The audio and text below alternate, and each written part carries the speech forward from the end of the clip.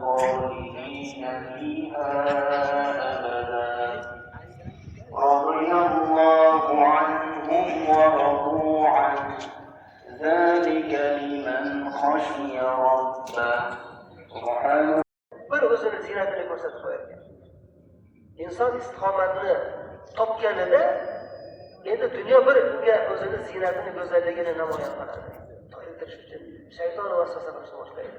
Shuning uchun istiqomatda turishlikni Allohdan so'rashimiz kerak. Istiqomatda inson bo'lgan insonlarga qo'shilib yurishimiz kerak bo'ladi.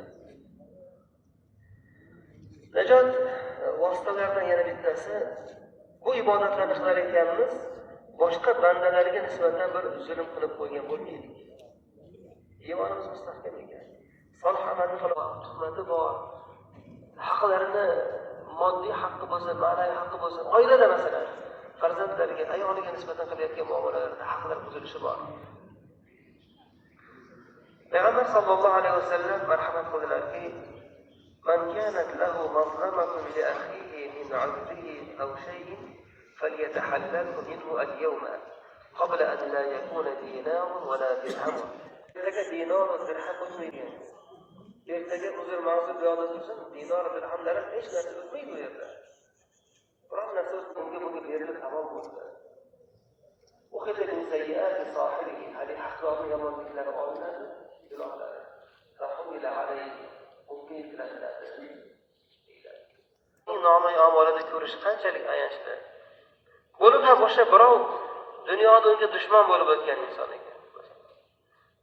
Hatto u paytda ota-onasiga, yaqinlariga da savob berishlikdan qizg'anib qoladigan holatlar bo'lib turgan paytda o'zi dunyoda yomon ko'rib yurgan insonni unga tuhmat qilgan edi, g'iybat qilgan edi, so'kkan edi, molini yegan edi, o'shalarga o'tib ketadi. O'shanaqa bo'lishdan oldin Payg'ambar alayhisalom dunyoda hal qilib olinglar deb bizga g'amxo'rlik qilib nasihat qilyaptilar. Demak, bu iymonga kirishsin. Bir kishi bilan yaqinda suhbatlashib qolib, halilim inson ko'p holatlarni kuzatayotgan edi.